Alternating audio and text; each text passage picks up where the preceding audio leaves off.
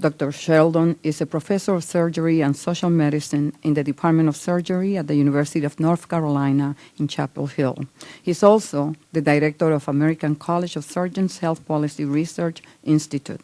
Dr. Sheldon is testifying on behalf of the American College of Surgeons. The ACS is a scientific and educational association of surgeons that was founded in 1913. Welcome. Thank you very much, Chairman Velasquez and Mr. Graves, Ranking Member, members of the committee. We're also pleased to be here, and I'd make several points on the going in.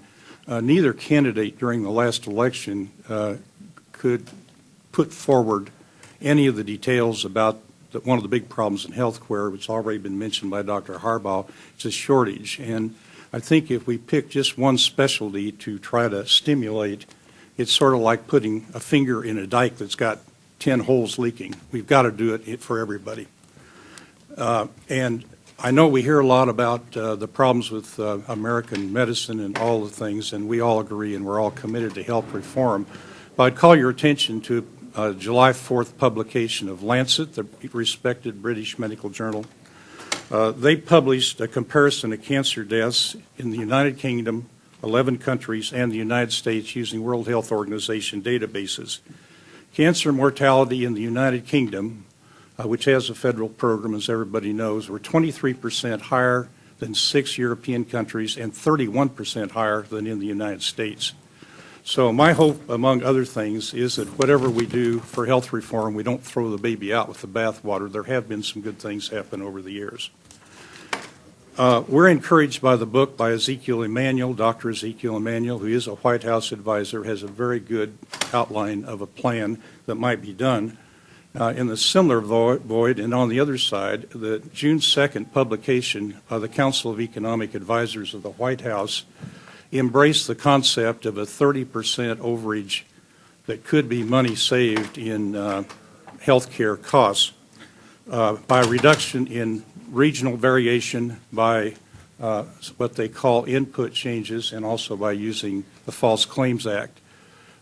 This is, of course, based on the Dartmouth work, respected investigators, but there's 4 other groups, including ours, that find different types of data, and that would be Dr. Robert Berenson of the Urban Institute, Dr. Richard Cooper of the Wharton School of Business at the University of Pennsylvania, and our data from Dr. Ricketts. In short, while there is some regional variation, they're only comparing Medicare, and Medicare is only 50% of the payers, so it's like comparing apples and oranges.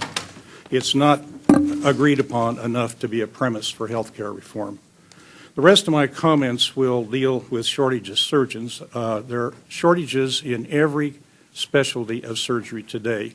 We've done population maps and show that some states are worse off than others, but there's not a single state in the union that has more surgeons than they did 10 years ago, and that's also shown in the Dartmouth Atlas. 1/3 of all surgeons are over 55 years of age, and specialization with surgery as instrumentation and other types of technology increase has been monumental.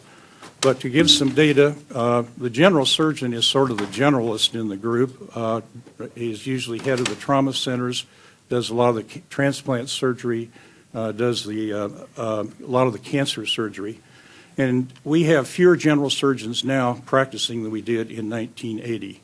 The American Board of Surgery, of which I was chairman at one time, in 1981 certified 1,047 people. Last year it was 1,032. And in the meantime, population of the country has grown by 25 million each decade. Rural America, with about 20% of the population, 59 million people, require on surgical services to keep their hospitals open. That's what allows the hospital to provide the other services. It's the backbone of the rural hospital.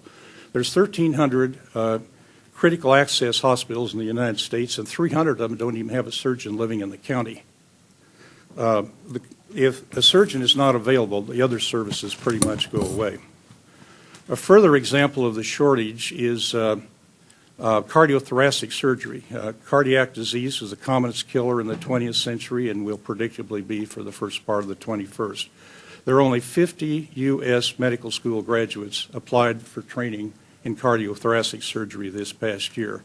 So who is going to do our heart surgery as we go forward? There aren't going to be people around to do it.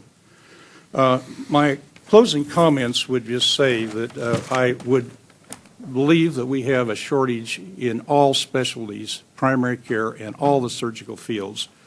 And we think that there ought to be access to the public programs like Title VII, the National Health Service Corps, the DISH provisions that are provided for primary care and others. These things ought to be made available for all specialties, not just primary care. Thank you very much for your attention, and certainly available to provide maps of all these states and everything if you'd like to see them. In fact, you have one map with you